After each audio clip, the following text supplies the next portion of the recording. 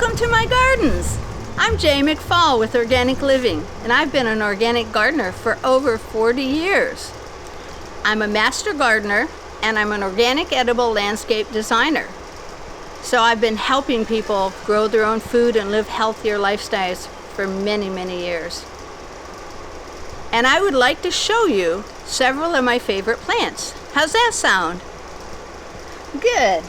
So this plant right here is lemon balm, and it helps you calm down, relax, and sleep better at night. So I make tea with this all the time. It's just delicious lemon flavor as well. And this bush right here is called a katuk. This has 49% protein in its leaves. It's got lots of vitamins, minerals, antioxidants, that kind of thing. And it's very similar to the moringa, which many people have heard about. So this I prefer because it's a very easy to plant, to take care of. It stays small, and you can use it just like you would spinach. This is a perennial spinach.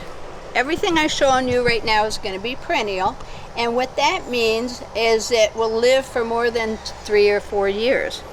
And you'll see the back sides are beautiful purple. So this is a beautiful bush, and it's that purple means it's extra healthy for your heart and your blood pressure.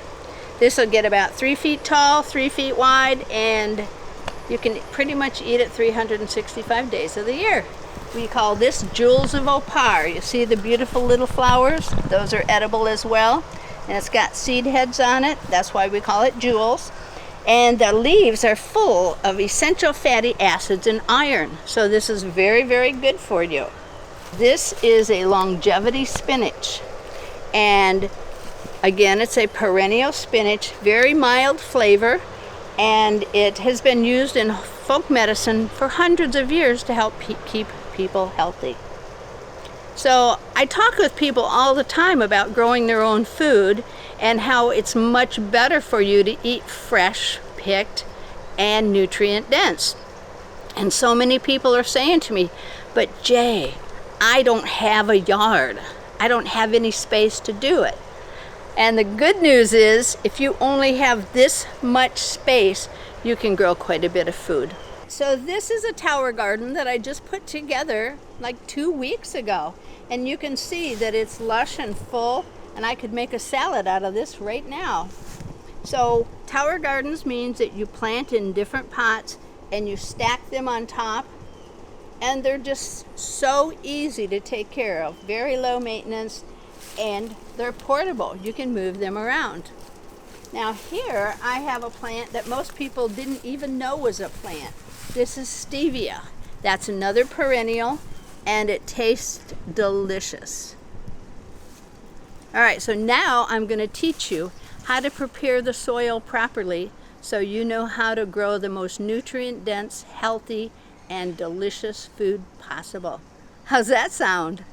So when you're growing your own food, the most important thing that you have to do is prepare the soil correctly, because if you don't, you're wasting your time and your money.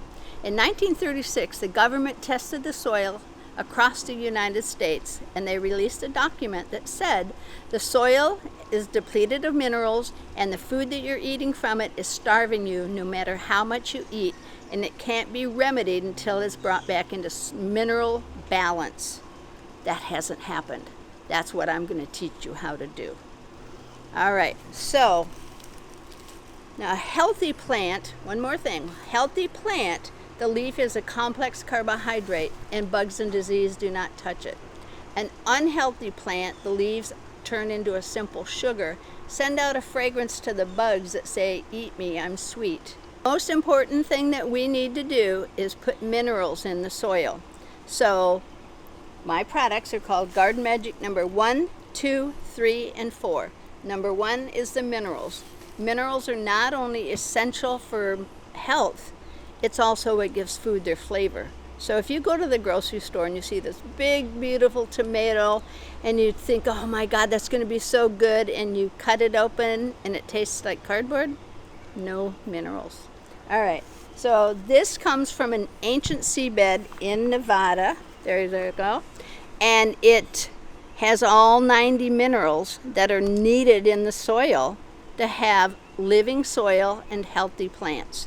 And this is chelated, which means it's already been through living organisms, and that it can be taken up and utilized by the plants almost instantaneously. So you'll see a huge difference when you start using this.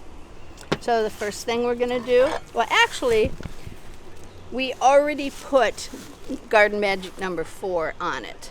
This is Biochar, which was developed by the Mayan Indians 6,000 years ago, and it's what allowed them to grow enough food to feed their huge culture. And this is amazing because it holds 5 times as much moisture as regular soil. It's held on by the minerals. It holds onto the minerals, but it releases it when the plants need it.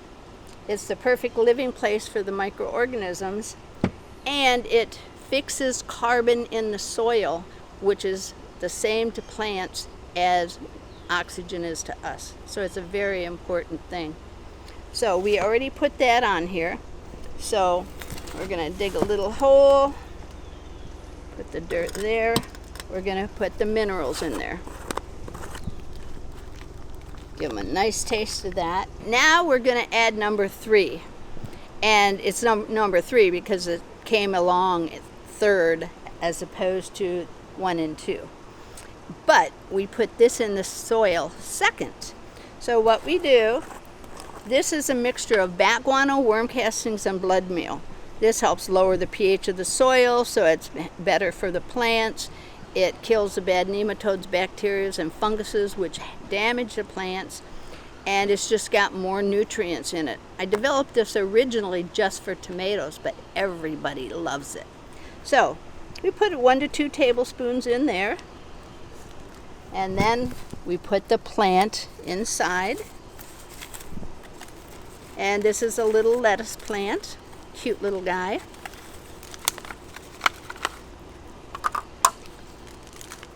So normally I put the label in it so you remember, because a lot of times people don't remember what it's called. So we put this in there like that. We take the dirt we took out and put it in. And I pat it down just enough to make sure that when we water it, the water can get into the plant roots. And then this is what the number 4 biochar looks like. I just wanted to show you that. And so we've got this planted.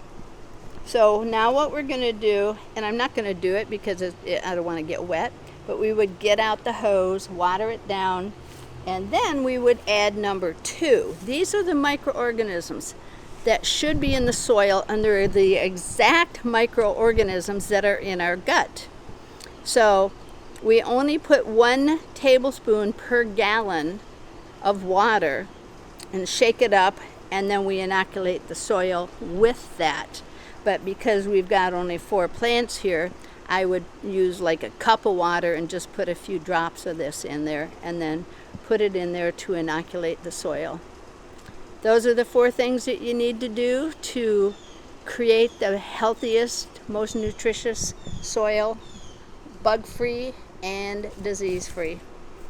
So that's it for the day, and I really appreciate you watching me. And if you enjoyed this, I would love it if you would share it and like it.